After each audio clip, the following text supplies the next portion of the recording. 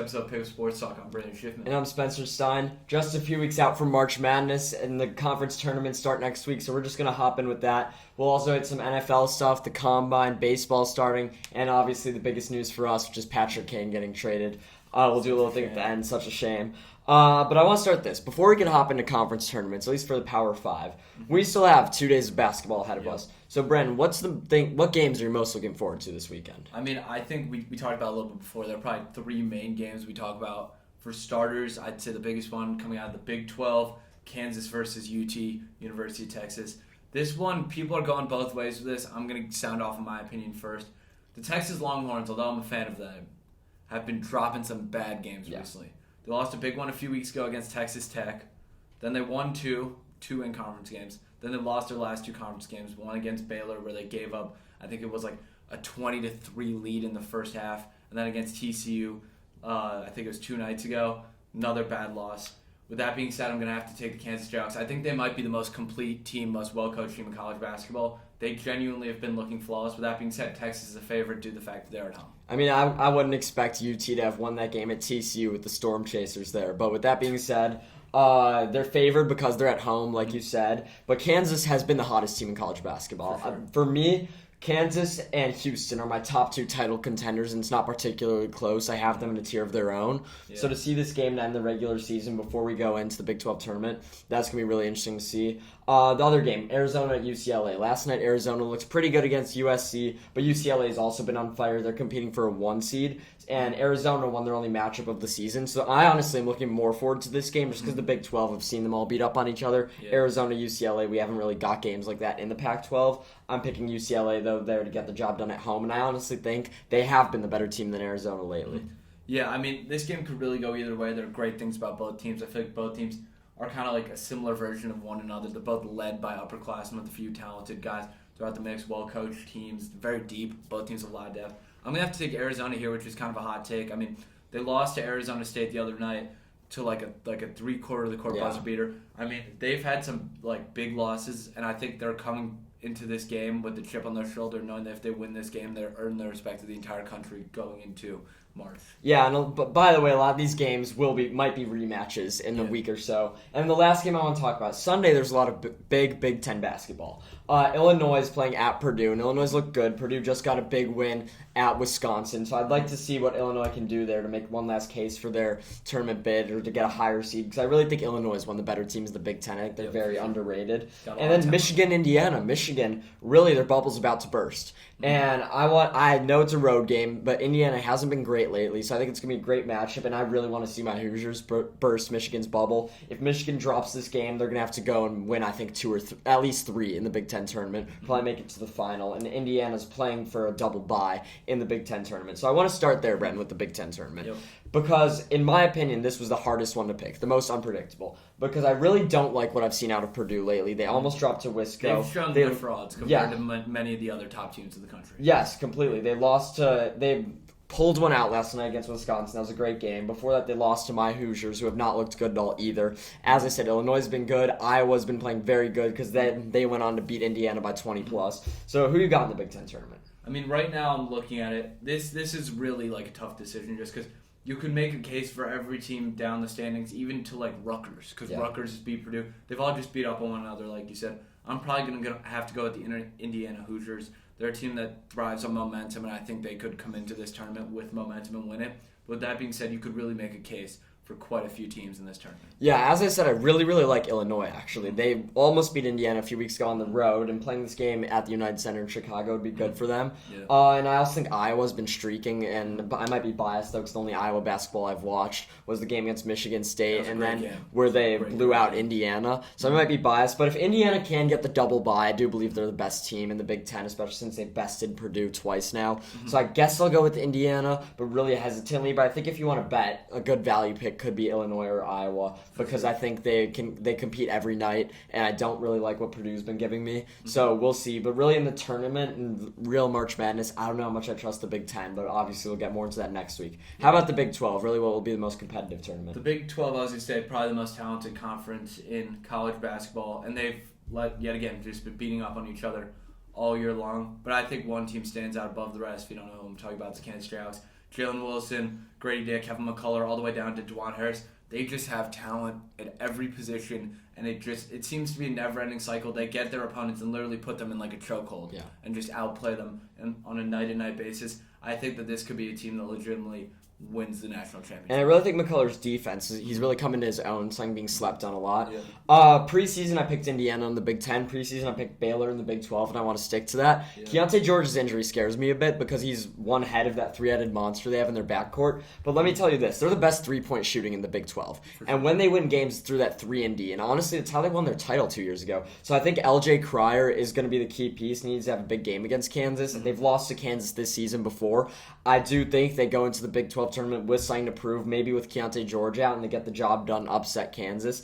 Kansas, as I said 2 minutes ago, them and Houston still my top two for the NCAA tournament. But I think Baylor, I got to stick with my preseason favorite, and they have been playing well despite injuries. So I'm going to stick with the Baylor Bears. Mm-hmm. And with all that being said, I feel like the Big 12 is the conference that I wouldn't be surprised if a team like Texas or TCU or even like a team like West Virginia plays spoiler to one of these games. The Big 12 tournament could go any which way. I think Texas could be a good value. I don't think Texas, just because Baylor beat them with Keontae George going out mid-game last week, and I think they're going to lose to Kansas tomorrow, so we'll see. But I, in my opinion, there can be a sleeper. I don't think it's going to be Texas. Texas, I think, can make noise in the tournament just because of the amount of scores they've had. We've raved about them all season. But when I'm looking at the Big 12 tournament as things stand right now, given the games will be next week, I think it's probably going to be Baylor or Kansas. Yeah, that's a fair play. For the SEC, I feel like it's probably the easiest to pick. Yeah. But with that being said, there are some good teams there. I'm going to have to go with the Alabama Crimson Tide. They've been the second best team in basketball, or at least top three guaranteed for what feels like the entire season. And don't sleep on Bama A&M, by the way, tomorrow. Bama on the road, they are still favored, but two good teams. A&M lost a game last weekend to Mississippi State, I think it was, where they didn't look good to me. They weren't the team I thought they were. Mm-hmm. So, as you said, I really don't trust anyone in the SEC besides Alabama, so I have to go with them. Yep. But look out for Arkansas in the tournament. Preseason, we both picked them in the Final Four. Mm-hmm. I don't think that's going to happen, but when you have that much talent, it might not come alive in conference. And you told me, when you have that much talent, it's almost hard to manage. Yeah. They might not be able to get it done in conference, but when they're going to the tournament and playing teams that haven't seen them before, I think Arkansas will make noise. I think the Muss Bus will ride to at least the Sweet 16. Let's move on, Brent, to the ACC. We both picked UNC preseason. I know neither of us are sticking with it. They're on the bubble. First, I want to ask you this. Do you think they get in? The tournament? Yeah. I think they could. I mean, right now they're on a 3-game win streak. They're a big name, but with that being said, a friend of mine actually made a good point. A team like that, you're never going to see as like a 14 seed. Like, they really need to assert themselves, because they're not going to get let in as like a 13, 14, 15. Well, first off, you can't have like an at-large team be a 13 or higher. That's all conference, or even a 12. The most they could be is 11. But I don't know. You see blue blood programs get favored who have had a bad year coming off national championships, getting into the play-in. Like Indiana last year, for example. I think they did deserve it, but I think they definitely got the benefit of the doubt because of the notoriety of their program. So I think UNC, it will take definitely, I think, a win against Duke tomorrow night, or if not, a win or two in the ACC tournament. But I think they're going to sneak into the play-in as one of the last four in. Yep. Regardless, they're not the best team in the ACC. They're not going to make noise. Who is going to win the ACC tournament? So I've gone back and forth on this quite a bit, and the team I'm picking is actually a team that gets not memed on, but they get a lot of kind of like slander because of how old their players are. It's the Pittsburgh Panthers. They've been playing very well all year. They've had some huge games, and they're a big momentum team. They lost, I know at the beginning of the year, they dropped like 3 games in a row. They went on to win like 8 or 9 games in a row. This has been a team that's really been streaky. I think streaky goes well for you in tournaments like these. I think they could potentially win it all. They've got big wins against some of the top teams in the ACC. Yeah, that's cool and all, and I actually like that pick, but I still think Miami's just the best team in the ACC. And realistically, if they're playing Pitt, I'm going to be taking Miami in a head-to-head. Pitt won the first matchup. Where was it, though?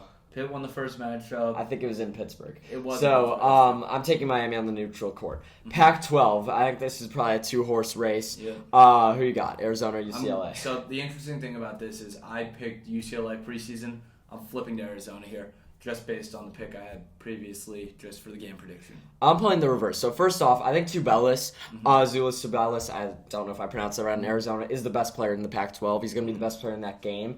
And they should do well in the tournament this year. Last year, I think they got upset by TCU, or nearly did, but they didn't look good in last year's tournament. So I think they can make more of a run. But UCLA's been on fire lately. I think they're going to make a push and be the 1 seed. I think they're going to win the tournament behind Jaime Jaquez, Tiger Campbell. They're just so experienced. I don't think they can fail. I really don't think they can fail. And the forgotten Power 6 conference, the Big East. The Big East really has been more talented this year than the ACC, Pac-12, Big Ten. So, Brandon, in the Big East, who's going to win that I'm tournament? going to have to take Marquette. They've just been super duper hot all year, and I think they've really earned their respect of the nation just after some big wins recently. I mean, after a lot of speculation behind Creighton, who I think is a very, very good team, UConn, Providence, Marquette has really separated themselves as the best team in the Big East, and that's something I didn't expect. I don't think many people did. Yeah. But preseason, I picked UConn, even though they were ranked further back in the Big East, and I'm sticking with it for the same reason. Adama Sanogo, he can take over any game. He was one of the best players in the Big East last year, and he developed the three ball. For sure. UConn hasn't done great in conference play, but I really do think they're just as good of a team as Providence, Marquette, Xavier, Creighton. So I'm going to take UConn there, but I think Creighton is a team that can make a run in March Madness. They're a sleeper team if they can catch fire in the right places. There's a reason they're ranked so high preseason. So Marquette may be the best now, but when I'm looking at the tournament, they're probably my third favorite Big East team. Could really go any which way in the Big East, I feel, Yeah. at least. Let's move on to some NBA if you're cool with that. Yeah. We just kind of have a big rundown here if you want to just... Yeah, let's just quickly run through some of the biggest storylines. The NBA is still not interesting me a lot, but what is interesting is the battle in the Eastern Conference. The Bucks and Celtics are the clear top two. Seems like we've talked about it every week. Yep. Celtics have been the best team all season. Milwaukee Bucks, 16-game win streak. 16. Who's higher in the hierarchy? As of right now, I'm going to have to go with Milwaukee. I mean, I was saying that like a few weeks ago. Yeah.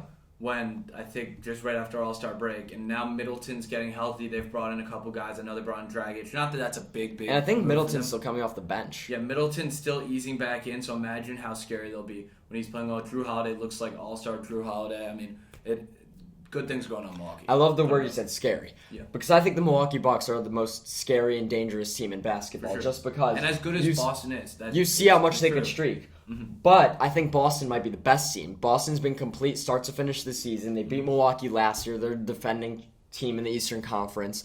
And really, they don't have a weakness either. I think they're deeper than Milwaukee. They have less That's injury close. issues. I mean, That's close. when we're Both looking at teams pure are some great depth, players. I don't know. I mean, you're looking at guys like Hauser coming off the bench and putting up big numbers for the Boston Celtics, which is just so sure, unexpected. For every And- Hauser, there's Pat Connaughton. Yeah, I mean, maybe. But, I mean, how about they have the sixth man of the year, Malcolm Brogdon. Yeah, obviously. Derek White has been catching fire. You still have Al Horford, who's like one of the best shooting big men in the league. I think he scored 15 the other night, only off threes. So when I'm just looking at the Celtics, I think they have more threats. I think when both teams are at full health, they look like the better team. But you said it right. The Milwaukee Bucks are the scariest. No, that's the team I would want to match up least with, just because you know what you're getting out of them, and it's a scary, Well, you don't know what you're team. getting. I think their I mean, ceiling might be there. I think Giannis is still a slightly better player than Tatum. Yeah. I just think all around, if I'm looking at the most complete team, it's Boston. If I'm looking at the team that can get the hottest, it's Milwaukee. So it depends where they meet each other in the playoffs, but I think these are the best two teams in the league by far. Yeah. Let's move all out to the West. Yep. And before we hit some big performances, I want to talk about an injury, and that's LeBron James. Yep. Because everyone can say it doesn't matter as much as they want on social media, but the Lakers had caught fire. Jared Vanderbilt has been amazing. Malik Beasley's been a good fit. D'Angelo Russell's been a good fit. Anthony Davis hasn't been great, but he hasn't had to be great for them to win games. No, and he's- now he's going to have to be. Yeah. But LeBron, I think, was going to carry this team legitimately to a first-round series, 7 games. Depending on who they played, I think they had a good chance of moving up out of the play into the 6th seed. That's how good they were looking. Now LeBron's out. First off, do you think I'm right about what the expectations were before LeBron went down? I mean, I think it wasn't as talked about as, you might think it was. I mean, I think people knew that they were catching fire and the D-Lo move was good, but I don't think anyone was thinking 6th seed. I mean, not to quote the guy I get mocked about in the comments, but Stephen A. Smith said they would be a 6th seed and win a series. So that's just the one guy I heard on ESPN saying that, but it's not like a crazy take, I think, that they're going to get there. I think there was some noise around that, and they were catching fire. They were meshing a lot. So the question is, can LeBron return fully healthy? He's going to get reevaluated in 3 weeks, but really, do you think this affects the West at all? Do you think the Lakers were a threat? Do you think they're still a threat? I mean, I think that they have a lot of great pieces. I don't think they're dethroning the Denver Nuggets or Memphis Grizzlies or Phoenix Suns or Kings. But I think I think they could beat the Kings in a series, but I think now they Kings go have from been- a threat to win a first round series to really probably going to be making the play-in, and depending how they're playing, maybe first round. Yeah. Let's talk about big performances. Damian Lillard, 71 points. I feel like we're kind of numb to these performances now. Was the most underwhelming 70-point game ever. Yeah, no. I was going to say, I almost feel bad for Donovan Mitchell just because now his 71-point gets knocked off the top 10 all time. I mean, Feels call bad. me crazy. It was a huge performance, and Damian Lillard was my favorite player for years until last year. I switched to Anthony Edwards, and realistically, I think he has been the second best guard in the NBA for a while, above Kyrie Irving, right behind Steph Curry. And probably ahead of Russell Westbrook just because what he's done the last few years. Definitely. But I mean, do you lose some respect when it's happening when your team's up 20 the whole game and you're just like taking shots to try to get 70? No. I mean, a 70-point game in a win is what it is. Like, I don't think you can I mean, knock him. what do you take, this game or Booker's game a few years ago when they're getting blown out on the road against the Celtics and you put up 72? I mean, Booker's, it felt more special. Like, I don't know, what to 'cause describe it. It just felt more special. He was so young, Yeah. it like felt unexpected. Yeah. So kind of, numb to that game. But Damian Lillard's great. I still think the Portland Trailblazers are a dumpster fire. For sure. How about Luka and Kyrie last night? Luka had 42, Kyrie had 40. Sign of good things to come. I mean, after all I think what were they before that, like 4-game losing streak? Like they've had a tough couple of games with the two of them together. If it clicks, and that'll be great for them. If not, then I mean they sent away quite a few players that they really like to have for Kyrie Irving. I mean, kind of is what it is. I mean, I think it was good to make the move to see what happens. I just Raise don't their think ceiling for don't think it's going to work out. No. I think almost last year seems like a fluke at this point. That Game 7 in Phoenix was kind of weird. But they were up by, realistically, like, 50 when we're by looking the at the time West, we're looking at Denver and Phoenix on top, Golden State everyone's afraid of, and Memphis, who knows what they could do, and that's it. I don't really trust the Clippers at all. The Lakers I don't trust, so I think that's what it comes down to. For sure. One more thing, Ja Morant seems like a new legal issue every week. Nothing real, just speculation. Do you have any worries about the kind of player he is? I mean, like I love Ja Morant. I mean, I see a lot of young Derrick Rose in him. If you don't know me for who I am, I love Derrick Rose. Yeah, That's the one thing you everyone take does. away from that. Big Derrick Rose guy, been since I was a child.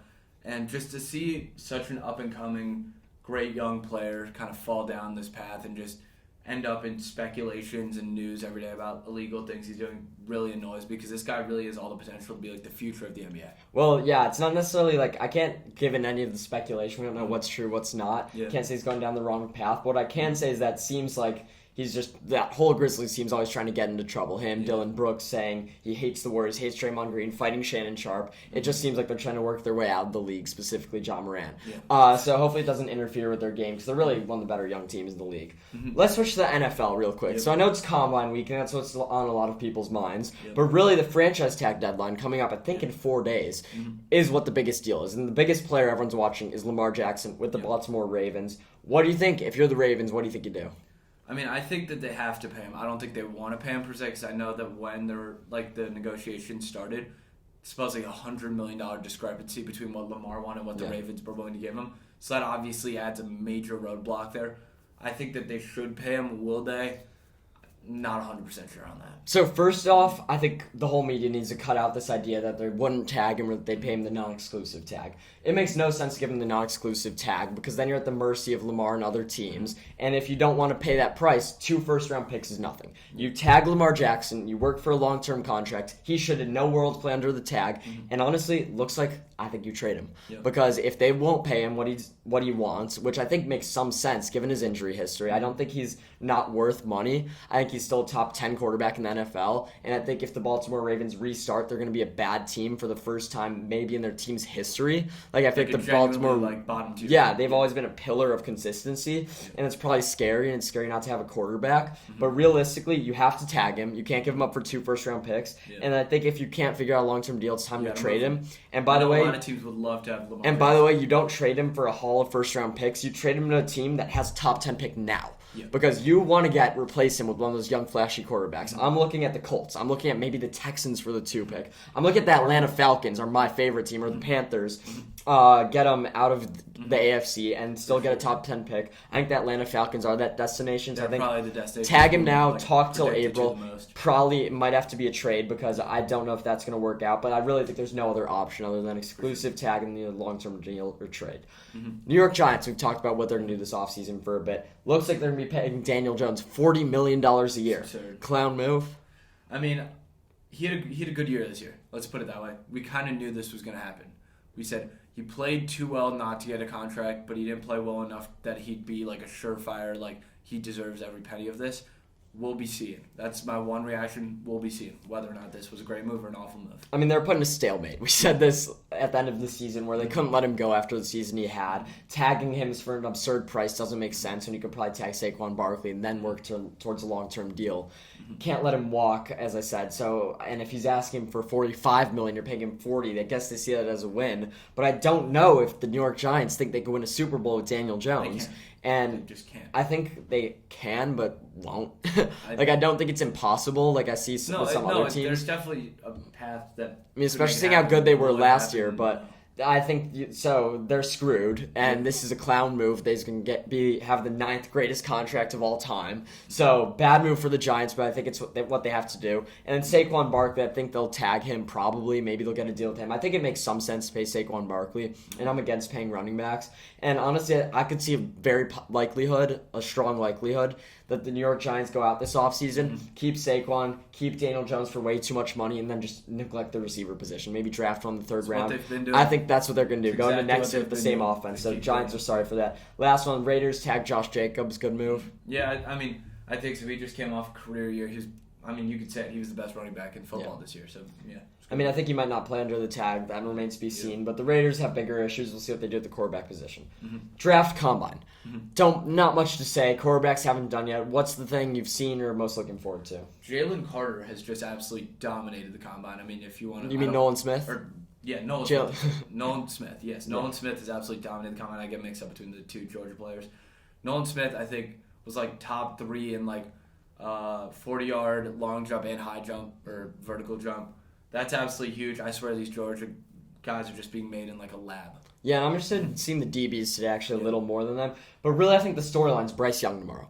And Bryce Young's draft stock seems to be determined by his size. And it's not necessarily that people doubt his ability. Everyone knows when he's healthy he could play. But after seeing what Tua, when he was injury-prone in college, out of Alabama, and now 3 concussions in one season, he's a bit smaller. It's not necessarily even about the height, it's about the weight. That can determine his draft stock a lot. So I think the biggest thing to watch is going to be Bryce Young tomorrow, and all the quarterbacks, really. You see interesting stats about their hand size. People start freaking out, like with Pickett. So we'll see, but I think the quarterback's what I want to watch for most. I'm getting to one quick 30-second about an NFL team. So the Arizona Cardinals, I want to talk about this last week, but didn't seem relevant.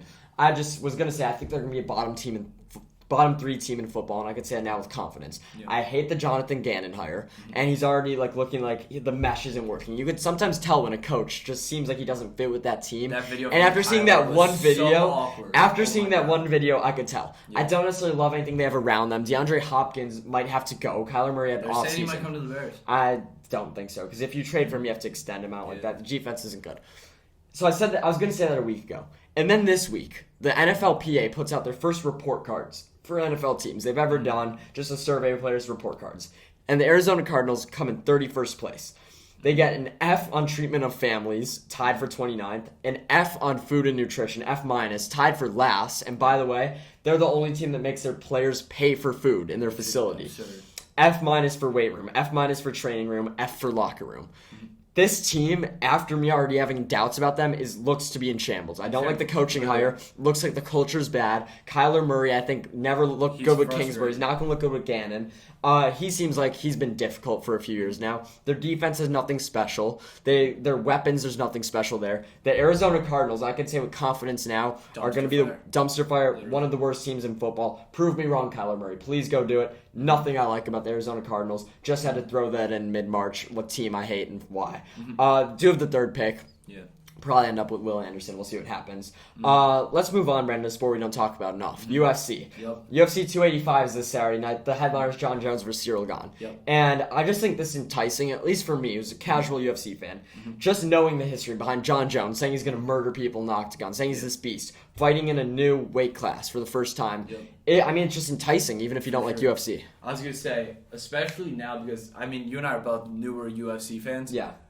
Jon Jones is someone, although I've seen the highlights, I've seen stuff, I really wasn't into UFC until after he was kind of out of the sport. So now that I'm in it and he's coming back, that's so exciting for me. And I feel like I'm going to see, I don't know, I just feel like I'm bound to see something great just because based on all of his past fights and everything that's gone down, he just always brings the show. He always brings a fun, performance performance. I mean, yeah, I hope he brings the show in this new weight class, but there's a reason that it's still an interesting fight to watch because, I mean, I don't think we could say with certainty that John Jones is going to win this, especially when Cyril Gane's a great fighter. John Jones, 35 years old, fighting this weight class for the first time, but I assume you're still picking him anyway? Yeah, I'm gonna pick John Jones. Knockout or going the distance? I think it could be a TKO, so yeah, knockout. Yeah. I think this could be a very, very good fight, though. I think that Dana White put together the next couple UFC cards are going to be great. I know 286 is going to be Usman, right?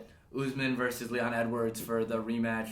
So to see if Usman can get the title back, and then after that, I think it's Pereira versus Adesanya rematch, and then sooner than later we're going to get McGregor coming back against Michael Chandler. A lot of great stuff. And I want to tell you this: no one interests me in the UFC besides John Jones, Sean O'Malley, and Israel Adesanya. Even McGregor doesn't get me anymore. It's those three guys. Those are the three guys that make. Those are the three guys that make me say I might actually buy that pay-per-view because it's absurd. I don't think I'm paying $50 to watch anyone but those three guys. That's fair. Spring training. I promised last week we'd talk about it. It's kind of a weird thing to talk about because there's not like games are happening that matter a lot, and it's kind of too early to make, I think, preseason predictions. But the biggest deal is the pitch clock, and this is the biggest adjustment. A lot of new rule changes, bigger bases, stuff like that. But the pitch clock's changing the game, where the pitchers have 15 minutes to throw the pitch, only 15 seconds. Only two. A lot longer only 2 pickoff attempts. Batter can only step out of the box once. Brandon, do you like the changes? I mean, I've heard a lot of mixed reviews. On the one hand, a lot of people hate how long baseball's become, but I also think that there are ways that this is also a negative, if that makes sense. And I'm not going to go into a bunch of ways it's a negative. Just know that I feel like for all the positives, there's an equal negative. And I was very hesitant about these. I liked the bigger base from the start. I see why it looks funny, but there's no reason not to have it. It won't affect steals, really. And I'm starting to like the pitch clock a lot. First off, I think it actually has an advantage to pitchers. Looking at what Max Scherzer did yesterday, I was just watching a video. He stared at a batter for 15 seconds, so he had to call time. And then he stayed on the mound set to pitch. So the second the guy got back in the bounce, he hurled it. So, box. So I really think that baseball, it's kind of making it more interesting. The games are a half hour shorter, which is good for the game. And it's adding this new dynamic of like strategy between the hitters and the pitchers. Everyone will get used to it in due time. It should all work out. I don't love these auto strikes for stepping out of the box that end games. That's kind of weird. And the one rule I will always hate is the ghost runner in the extra innings. Just putting a runner on second. Absolutely hate that rule. I know it's trying to shorten games. And I think once it goes to extras, fans who are there are rooting for it to keep going on. Fans who are there clearly don't care about how much time it's going to take. Yes, I've been at games where it's like moving slow and I'm annoyed and people around me are. But I think once it gets to 10 innings, I'm almost rooting for it to keep going on. So I don't know about that rule, but the pitch clock's really made things interesting. And just to add one more thing, I want to talk about the Chicago Cubs. Jonathan Perlaza, prospect, really built this season. He's not a bit high on the prospects list, but he's making a name for himself. Pete Armstrong looking amazing. So the Cubs have the best farm system they've had in a while. Not to mention their pitching. Caleb Killian, Hayden Wesneski, 2 acquisitions last year, are going to be on the mound this season for the Cubs. So the Cubs have a long way to go. They're not a playoff team this year, but it's the first time really since like the 2015, 16, 14 years that the farm system's been fun to watch. They don't necessarily have a Chris Bryant, have a Javier Baez, have a Jorge Soler, but they are a very deep and underrated farm system, so it gives you a reason to turn to spring training. Absolutely. Then I know we've been talking about it a lot. We just want to mention it. Obviously, elephant in the room, Patrick King got traded. It's sad. It really is to see like all of our, I feel like, childhood heroes for the Blackhawks just leaving. Yeah, I mean, I feel like I've kind of made my peace with everything in the last year, just the fact that they sucked. Yeah. And I'm almost happy for Kane. They'll have a chance to actually compete. And if there's any team I want it to be, it's the Rangers. I think they're another team that's like historically famous in hockey. They have nice jerseys. He's from around there. He's from like Buffalo. So I think it makes some sense. They're going to be competing. And I'm going to be rooting for the Rangers with Kane. It is weird to see him not in a Blackhawks jersey. Sure. A part of me was hoping he'd retire with them, but I've kind of seen this coming. I think it was bound to happen. Mm-hmm. And really, once Hossa retired, Sharp got traded to Dallas. Mm-hmm. Keith went to Edmonton, then retired. Seabrook retired. Like, everything's kind of been over. I hope they hold on to Taves. I hope he gets better and can get back on the ice. But really, it's a rebuilding team. Let's just hope they get Connor Bedard. Yeah, no. Tank for Bedard. Best prospect in a while. Thank you guys all for tuning in. I feel like we hit all the bases there, a bunch of sports. Next week, we will be back talking about the conference tournaments, maybe doing some March Madness stuff. Then we're going to be on break for a few weeks, hopefully throwing in some clips. But yeah, honestly, nothing's on my mind more than March Madness. Should be amazing. So college basketball next month should be ramping up. And yeah, thank you guys all for tuning in. Yeah, thank you so much. Make sure to like and subscribe and share with a friend. Yeah, thanks.